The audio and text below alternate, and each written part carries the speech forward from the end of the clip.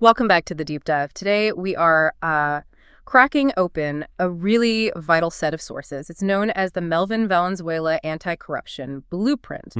And it centers around this framework they call the Triangle of Transformation, or 2T. That's right. So I want you to just imagine for a second a world where every single public fund, peso, dollar, cent, whatever, it actually goes where it's meant to go. Yeah, the ideal scenario. Exactly. Schools get built right, hospitals are stocked, infrastructure is solid. This blueprint describes corruption as the dark thief, basically, constantly stealing that potential future. It really is a universal problem. It is. Our mission today is to try and understand the comprehensive sort of three-level cure that's proposed in these sources. And what's really clear right from the start is that this blueprint refuses to treat corruption as just a law enforcement issue or a policy failure. Okay. It defines the crisis as something deeper, a triple failure. Triple failure. Yeah. Specifically, a failure of character, that's the moral breakdown. Then a failure of strategy, meaning, the dishonest system is often better organized than the honest one. Interesting point. And critically, a failure of cynicism. That's like the internal wound that lets ethical people just give up. They accept the toxic loop of dishonesty as, well, inevitable. Wow. Okay. So character, strategy, cynicism, that's a lot. It is. So to tackle that triple failure, the triangle of transformation, the TOTI, it works on, three levels at once? Personal, tactical, and systemic. Precisely. It synthesizes three core ideas, or books, really. Each one acts as a pillar to sort of reverse one of those failures. Got it. So what are the pillars? Okay, so our three pillars for this deep dive are, first, the moral anchor. That comes from Pananagutan. It provides the moral foundation, or, the will to fight. Colony Lolo, my grandfather's reminder. Exactly. Then second, you need the execution roadmap. That's the art of smart tactics. This gives us the strategic framework, or the way to actually win. Okay, the will and the way. And finally, the self-rescue playbook. This is the psychological armor you need, the resilience engine. It confronts the wound of that cynicism we talked about. The will, the way, and the wound. Okay, let's unpack this. Starting with that foundation, forging the will. The sources seem to argue that every single act of corruption, big or small, it starts with a choice, right? A personal moral choice. Valuing yourself over the public good. That's the core idea. Colony Lolo is designed to anchor citizens, and leaders too, in really unshakable values. To make that right choice, well, maybe not easier, but clearer. How does it do that? Does it give examples? Yeah, the book uses historical benchmarks. People like Jose Rizal or Manuel El Quezon here in the Philippines context. But the principle is universal. It sets a kind of non-negotiable standard. Okay. They really highlight integrity and honor as the direct antidote to dishonesty. True leadership, it argues, is built on having a word that meant something. It's about setting up an internal firewall against temptation. An internal firewall. I like that. And the concepts in Pananagutan, they seem to go deeper than just simple honesty, especially with this idea of Pananagutan. Yes.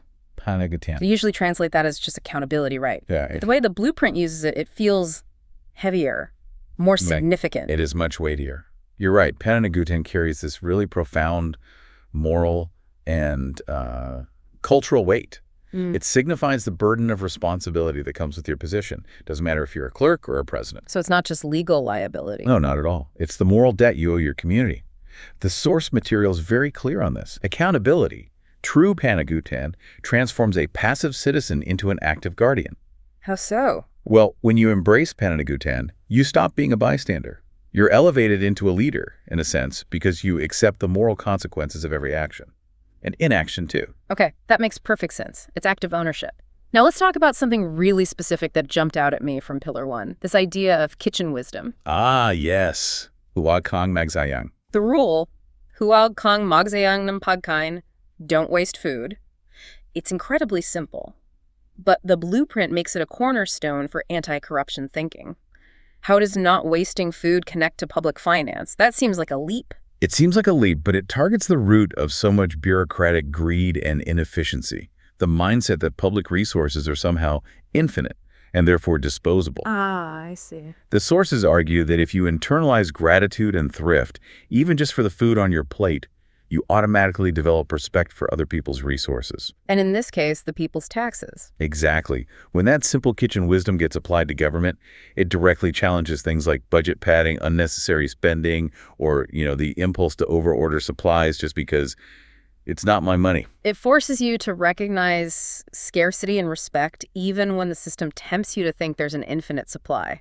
I love that connection. It connects character directly to cash flow. Simple as that. Absolutely. Okay, but character alone, as strong as it might be, probably won't beat a really well-organized, corrupt system. Unfortunately, no. So this brings us to Pillar 2, gaining the way. This is where the art of smart tactics comes in. The idea here is that the system of corruption is run by, sophisticated tacticians. Mm-hmm. They know the loopholes. So we have to fight smart, not just hard, right? This strategic framework is essential, especially for ethical professionals caught within those systems. Definitely. And, okay, this is where, it gets really interesting for me.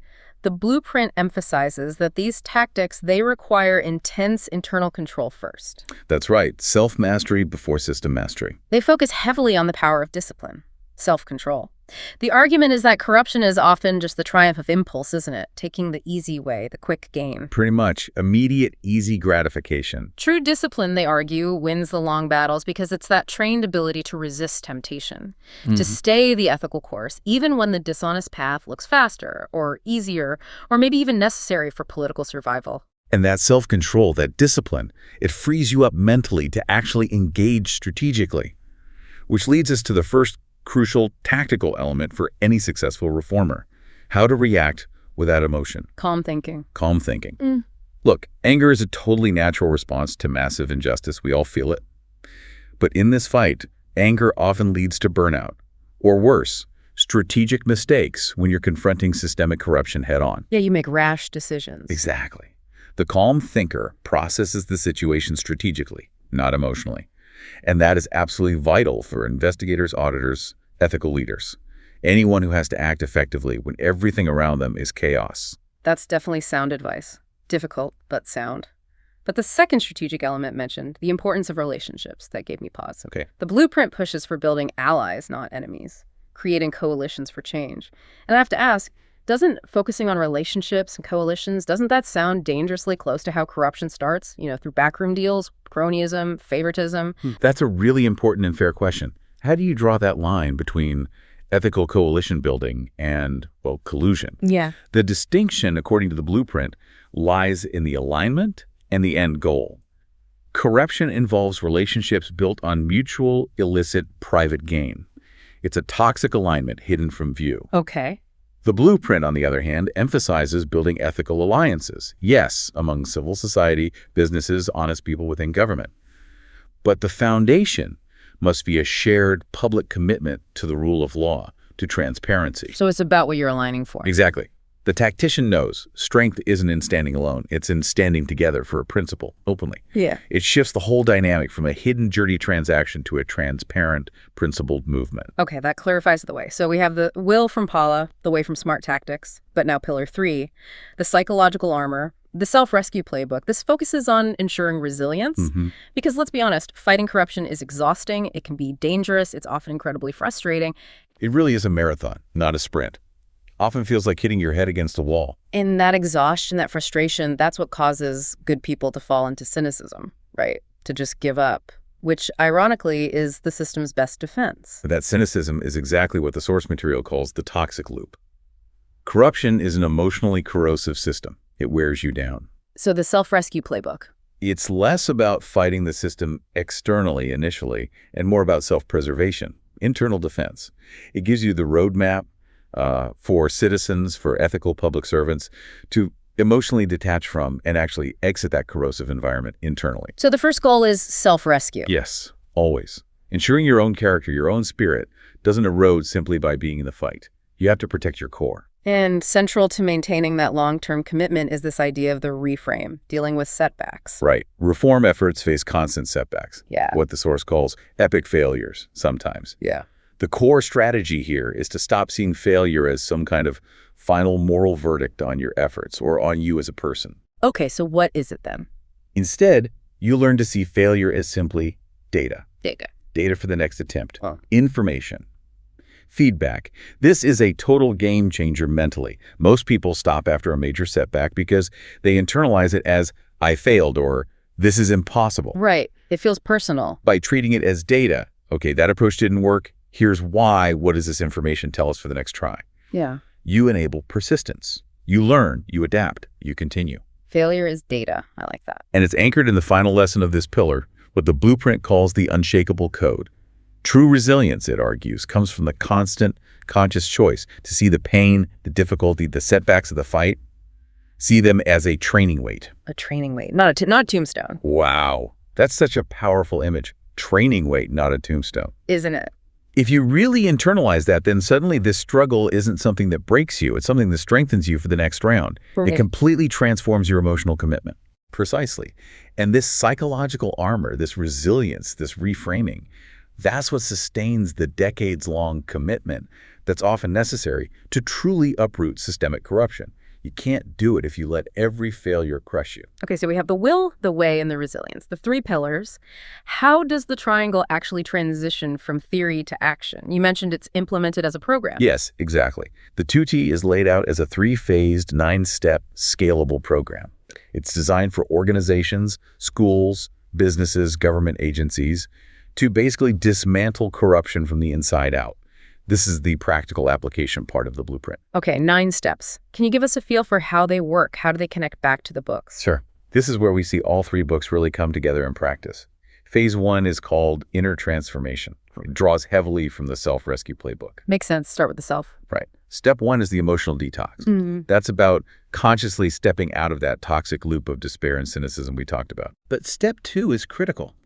The worth audit. This is about ensuring you understand deep down that your personal integrity is not a performance. It's not tied to whether the system succeeds or fails today. So even if the corrupt person in the next office gets away with something today, your own integrity remains intact.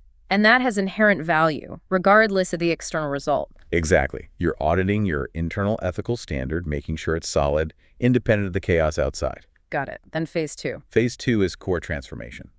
This draws its strength from Pananagutan, the moral foundation. This is where you lock in the moral contract, but you do it publicly within the organization. Okay, and what does that look like, practically speaking? How do you make morality public? Well, step 4 is the integrity PLADG. This transforms what might be just a private moral belief into a public, often written commitment. It's like a contract defining the non-negotiable integrity rules for everyone in that organization. Puts everyone on the same page, publicly. Yes. And crucially, step 6 mandates the enforcement of the no waste rule through something called the PAG-TIVET audit. Ah, the kitchen wisdom again. Correct application. This audit enforces zero tolerance for things like budget padding, ghost projects, misuse of public property, wasteful spending. It forces managers to account for every single resource as if it were their own private, finite savings. That makes the moral foundation really concrete, tangible, measurable. Okay, so inner, core, then the final phase. Phase 3 is system transformation. This is all about external action and applying the strategic smarts from the Smart Tactics book to the organization's procedures. Right, putting the way into practice. Exactly. For instance, step 7 is the shortcut test. This is more preventative. It forces every leader, every employee to constantly question and reject quick fixes or technical compromises that might actually undermine core values, even if they seem efficient. So if a process seems too easy or maybe avoids standard checks and balances? The shortcut test flags it as potentially corrupting, or at least risky.